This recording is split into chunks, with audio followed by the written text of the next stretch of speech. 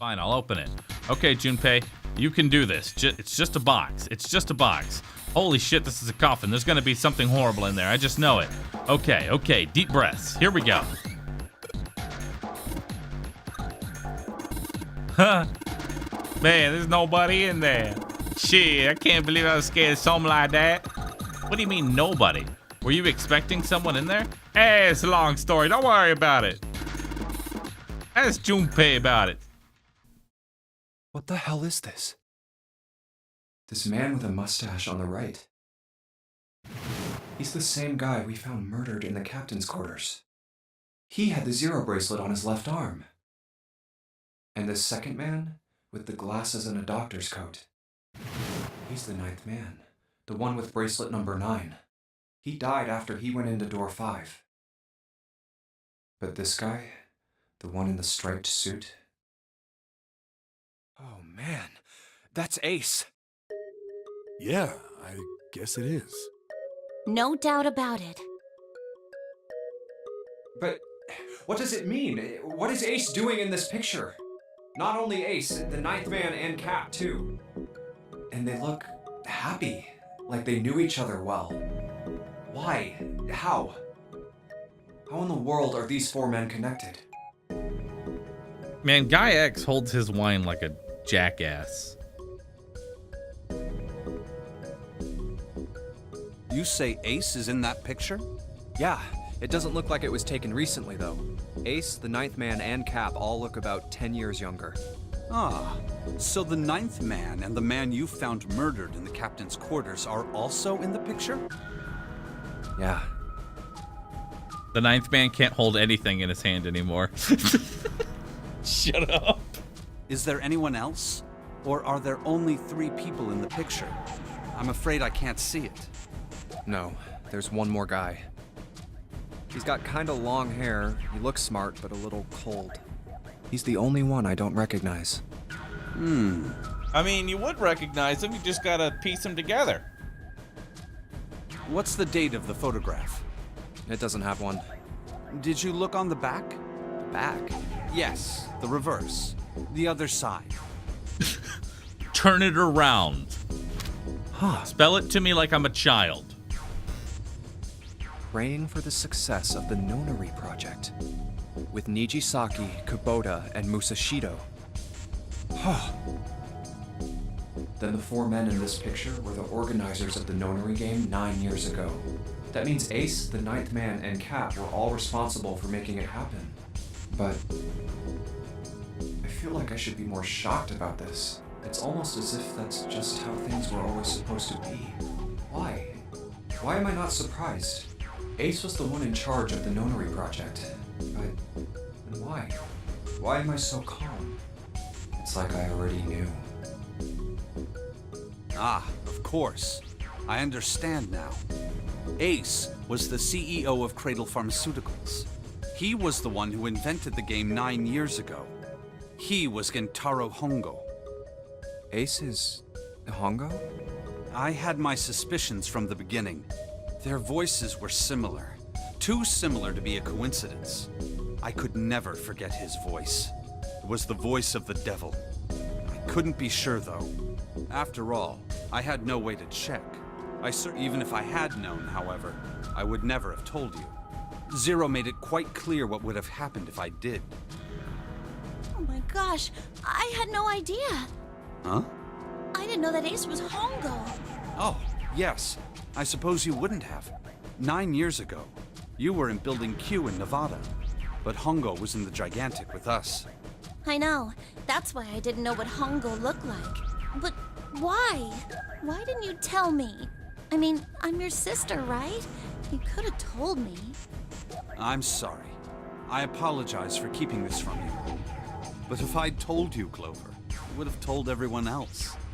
And if you did, then I would have been forced to tell them about what happened 9 years ago. I had to prevent that. Hey, Junpei. You think I could borrow that picture for a sec? Sure. Hongo, Kubota, Nijisaki, Musashido. Hongo, Kubota, Nijisaki, Musashido. Hongo Kuboto Nijisaki Musashido. Rise! Rise! No?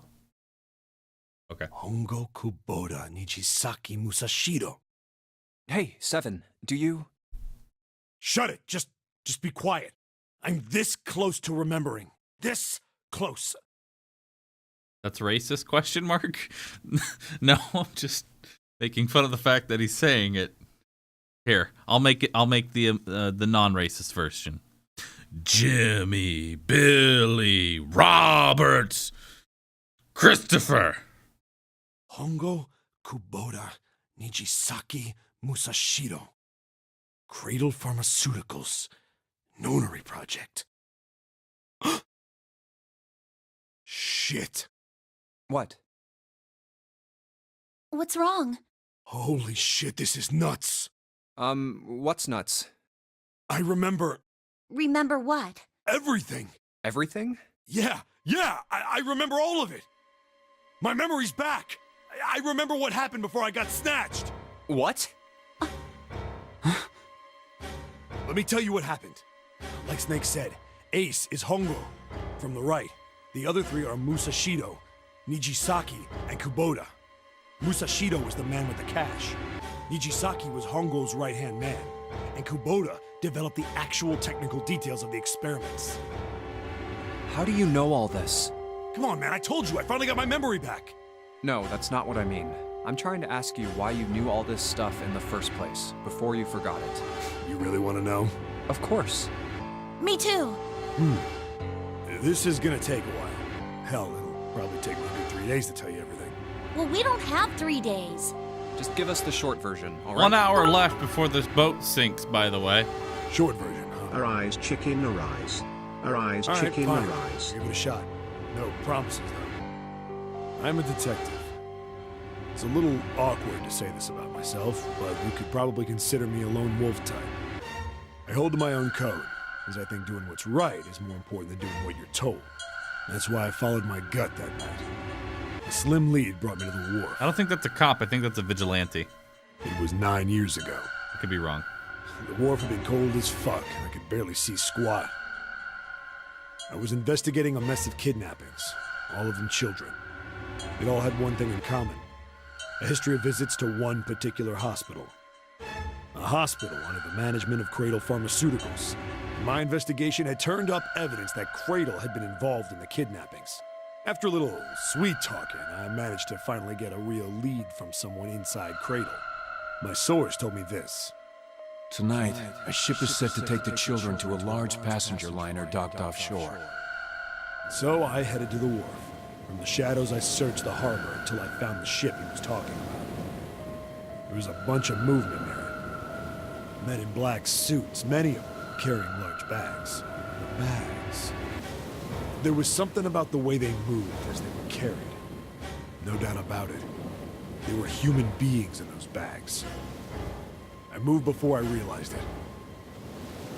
I came out of hiding with my gun already in my hand. Don't move. I felt metal touch the back of my head. Drop the gun. I could kill you right now. It'd be easy to get away with it, too. Just tie an anchor to your feet, and no one would find you for a week. That what you want? The fish here would love a meal. I kept digging the cold metal thing into my skull. There was nothing I could do. I did what he said and laid my gun on the ground. Then suddenly, there was a sharp pain in my neck. A needle. A drug? That was my last thought. My face hit cold concrete. I was out like a light after that. I woke up on a hard floor. Damn it! Shit, my head hurts. I did a quick once-over of the room. Where am I? A small, shabby bed, a dirty sink, a toilet with no privacy. I'd seen it countless times as a cop. I'm in a cell, huh? Facing the toilet was a door set into the wall. I was still pretty woozy, but I made my way over to it. I pushed and pulled on it, but...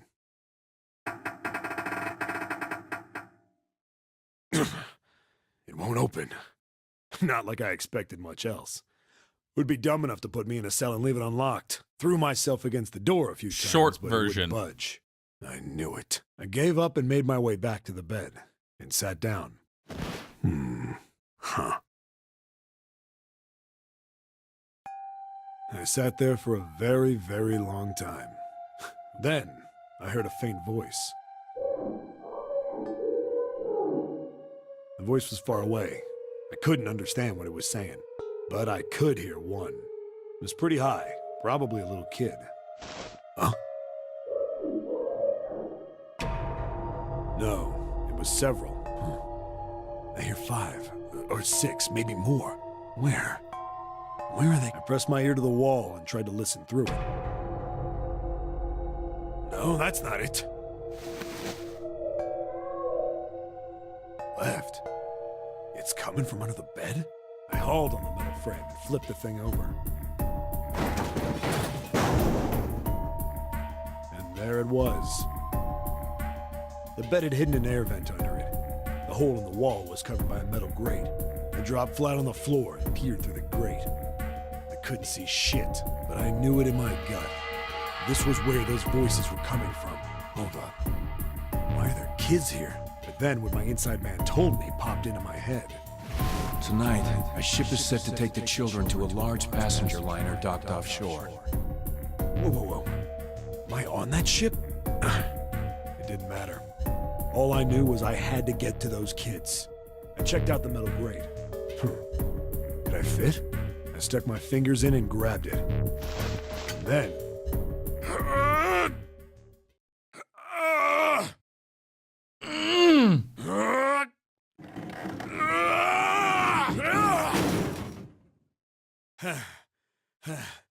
Yeah!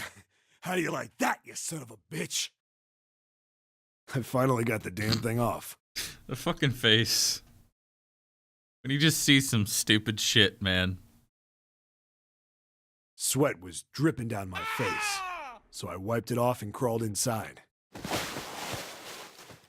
first bit or so was tight. I had a wriggle on my belly. It wind up eventually, and there was space for me to crawl along on my hands and knees. I went from crawling like a worm in dirt to skittering like a bug. Couldn't say it was much better, but I'd take what I could get. And when I'd been in the thing long enough to start wondering where it'd take me, a massive sound nearly scared the piss out of me. It was like a heavy metal door had just been slammed shut. Then, there was a voice.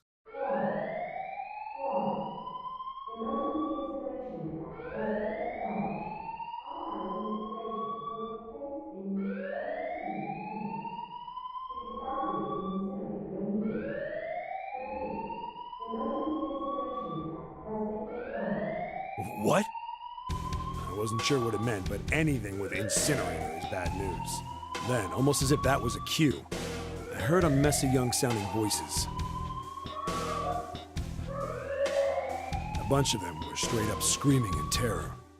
And all the sounds together made a howl that made the hair on my neck stand straight up. Damn it! What the hell is going on here? I scrambled through the duct as fast as I could. It made a giant racket, but I didn't care at that point. I soon found a metal door on the left side of the duct. The kids were screaming on the other side. I found it. I yanked the handle and threw the door open. I almost ripped the metal off its hinges. What the hell is this place? I couldn't believe what I saw. The room had a dome up top. There had to be about 9 walls, all the same size. Up in the ceiling was an upside-down funnel, almost like a chimney. I looked down. There they were, the kids I'd been searching for. They all gawked up at me, suddenly silent, for the moment, from surprise and fear. Scared of the room or me, I couldn't tell. Probably both, actually. Not like I can blame them running into a mug like this when they're already scared shitless. I snorted at my own dig at myself and turned to the kids. Don't worry, kids, I'm not your enemy. I'm one of the good guys. All of them stood there, frozen. Well, except one. He was a boy, slightly older than the others, in a private school uniform. Who the hell are you? He stepped forward and glared at me suspiciously. I'm a detective. I'm here to rescue you. It looked like they relaxed some the second I got the words out. How are you gonna help us? Where's the exit? There isn't one. The doors we came in through won't open, and the door over there... He kinda cut himself off. I think he was considering something before he changed his mind. Anyway, there's no point. We can't all get out of here. If we don't get out of here, we're gonna be burned to death. Burned to death? Can't you hear it? That voice said the incinerator's gonna start up soon. So...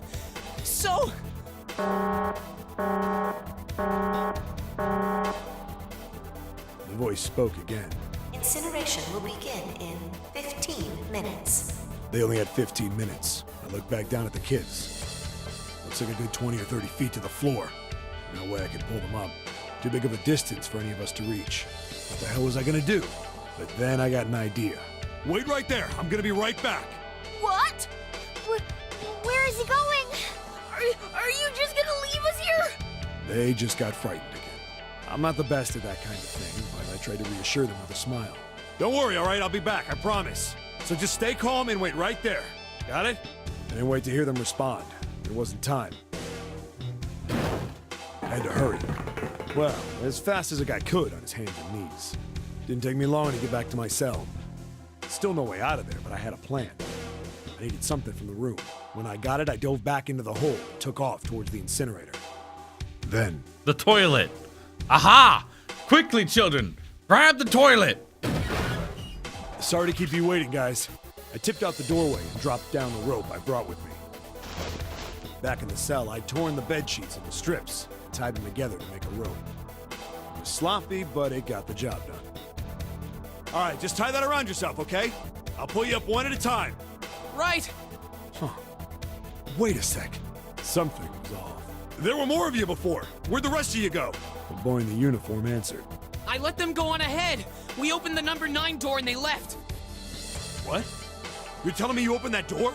That's what I said! Then what the hell are you doing here? We couldn't go with them. Why not? Look, the only people who can go through the numbered door... He was in the middle of explaining when...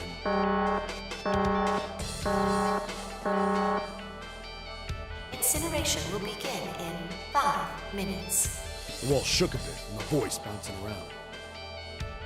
Look, that can wait, all right? Just get us out of here! Right! I grabbed onto the rope. The first one I pulled up was a girl with a ponytail. Next was a girl with a red necktie. A boy in a jacket came after. He said he'd climb up on his own. The boy in the uniform was the last up. Like the other kid, he climbed up the rope himself. He looked pretty scrawny, but I guess he was stronger than he looked. He moved fast, but when he was almost to me, we heard some knocking. Everyone looked at the door. It had a thick, square window set into it. On the other side, an angry face was staring in. God damn it! What's going on here? Why is the room empty? Where the hell are those fucking kids?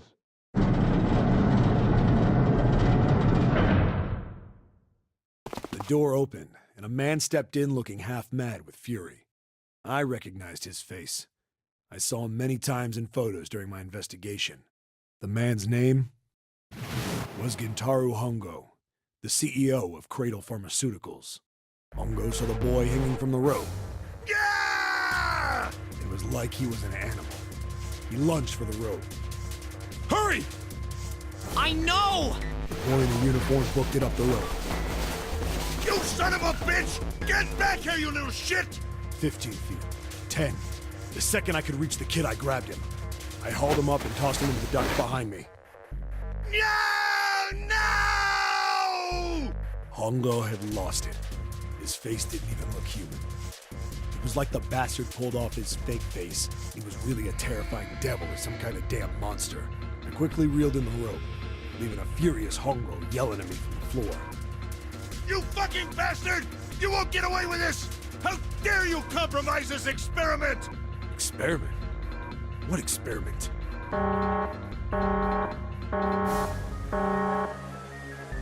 Incineration will begin in 1 minute. Hey, old man! What the hell are you doing? Hurry up! The boy in the uniform was trying to get my attention. I may have thrown a salute in the raging asshole's face before I closed the door behind me. No point to going back to the cell, so we went down the other direction instead. After about 30 feet, we came across another duct on the left. This one was heading down. Artie nodded and took turns sliding down it. The duct emptied us out into a narrow hallway. There was a door on either side. The one on the left was a normal double door, but the one on the right was familiar. It had black and yellow stripes, and a device next to it on the wall. A plate on it read, Incinerator. Incinerator? Yeah, that's where we were. It was the girl with the red tie who answered me. We were inside an incinerator? Yeah, Hongo might still be there. It looks like it's been shut off, though. Wait, what? If he's still in there... Yeah, that's not good. That meant we better. We gotta get out of here. Go to the other door, hurry! The kids started running, and I was close on their heels. On the other side of the door was a large spiral staircase. Run! Didn't need to tell them twice. Up and up and up.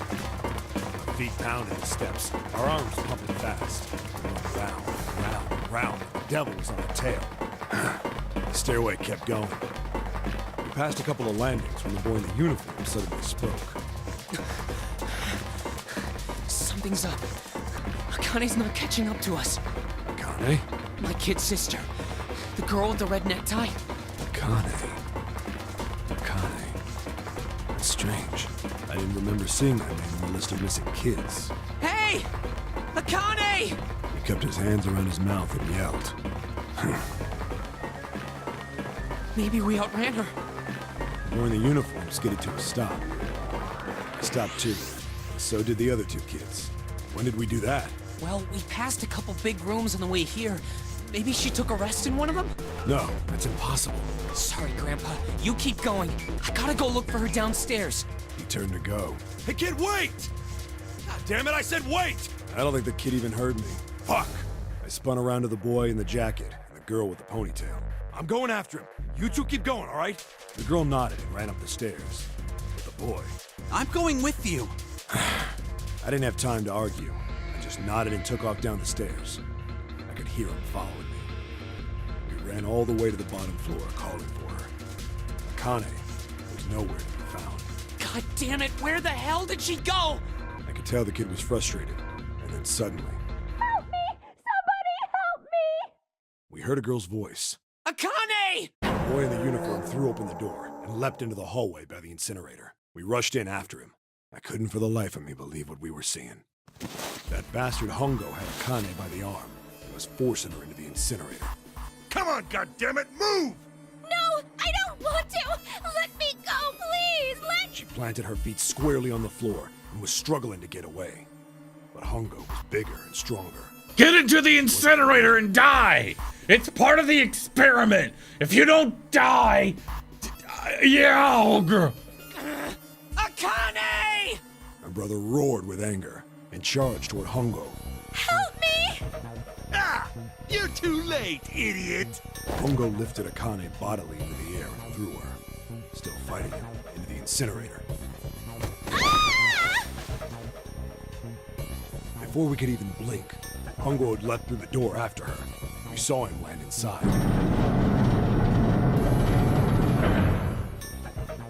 And then, the door slammed shut.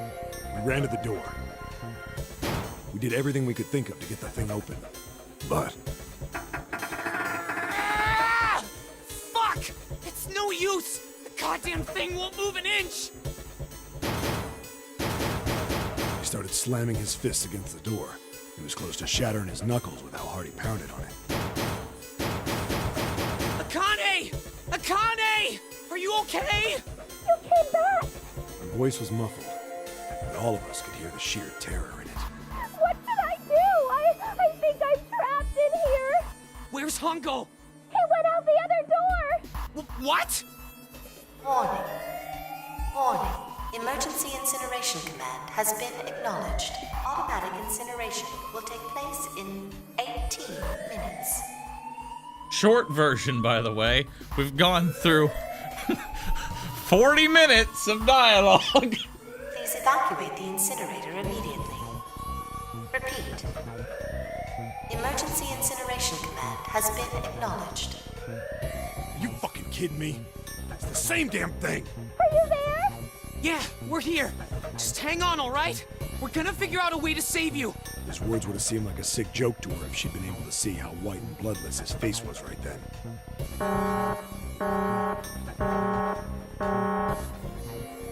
Incineration will begin in 17 minutes.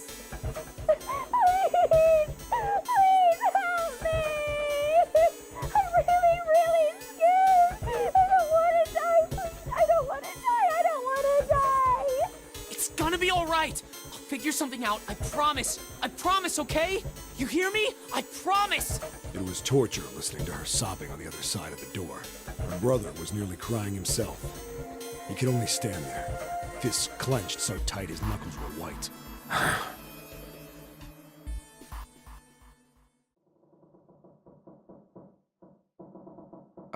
What happened then? Come on, man. Put yourself in my shoes. It doesn't end good. You think I want to remember that? Then... Yeah. Shit. If I'd known it was gonna be like this, I almost wish I hadn't remembered. Hey, are you sure? Huh? Look, I don't want to ask this either, but there's something I don't get. So if you could just tell me, did that girl, Akane, really... Yeah, I'm sure. There wasn't anything we could do. After a while, the countdown ended, and we heard something... burning.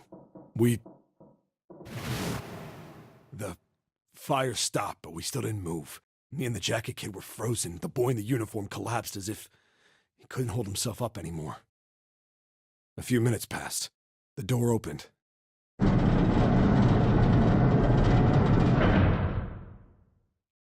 The boy in the uniform tripped over his own feet running in.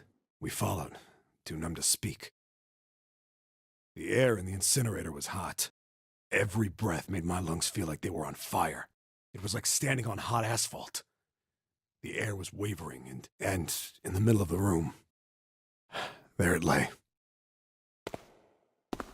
The kid's legs were shaking so bad, I don't know how he managed to walk. I couldn't see his face, but his body somehow looked empty. Finally, he reached it. He fell to his knees as his legs gave out on him. And then...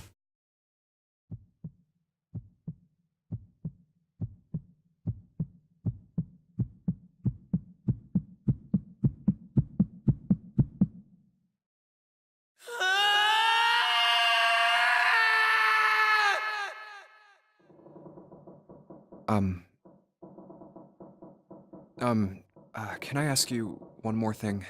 What's that? The girl, Akane. What was her last name? What does it matter to you? Just tell me, okay? Please? Kurashiki. Her name was Akane Kurashiki. But she's alive!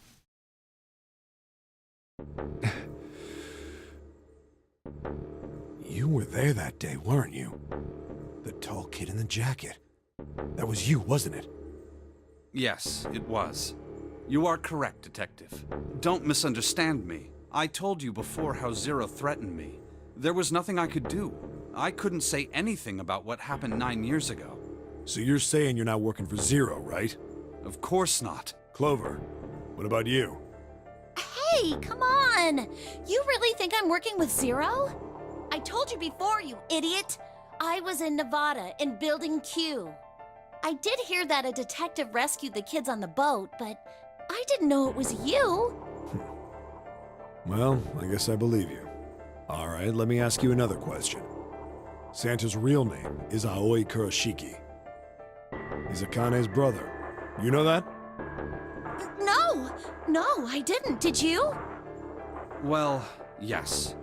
I know Aoi Kurashiki was her brother, but I didn't know he was Santa. At least not from the beginning. 9 years ago, he was in the middle of puberty. His voice is entirely different now. I'm ashamed to say that even my exceptional hearing wasn't able to make that connection. As such, I had no reason to think Santa was Aoi.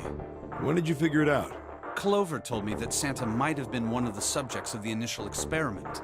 It was only a short while ago, while we were leaving the library. When she told me that, I had a feeling. Santa is Aoi? Akane Kurashiki, June's brother? There's still a lot we don't know. I mean, like, a lot. But there is one thing I think we can say we know. What's that? The body we found in the shower room. It had to be Nijisaki, dressed up to look like Snake. What? Come on, man. What kind of detective are you? You didn't figure that out already? Hey, go easy on me, man. I just got my memory back, all right? Cut me some slack. Well, if he is, the 3 murders make sense then, don't they? Yeah, that's right. Murder. Kubota blew himself up, but that was murder too. So why did these murders take place? If Junpei is correct, and the body in the shower room was Nijisaki's, that means all of the people who were murdered were involved with the creation of the Nonary Project. Kubota, the person who conducted the actual experiments. Nijisaki, Hongo's assistant.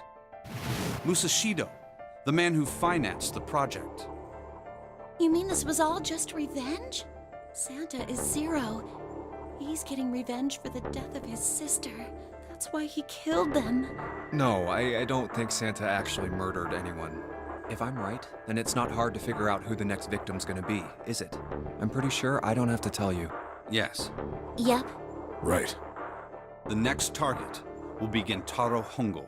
The person who planned the Nonary Project. In other words, Ace. What? What the hell's going on here? Man, it's only like we've been sitting here monologuing for 3 hours. It must be 6 a.m. Our time is up. Shit! Come on, we need to get out of here. How? I'm betting this sucker opens the exit. Come on, let's go. Man, it's a good thing that there hopefully is not another puzzle at the end of this, otherwise we'd be fucked. New material. The Zero key card.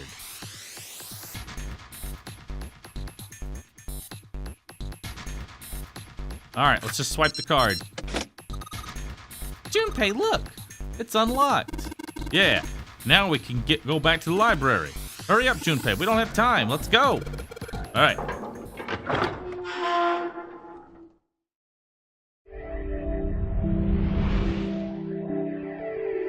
Short version.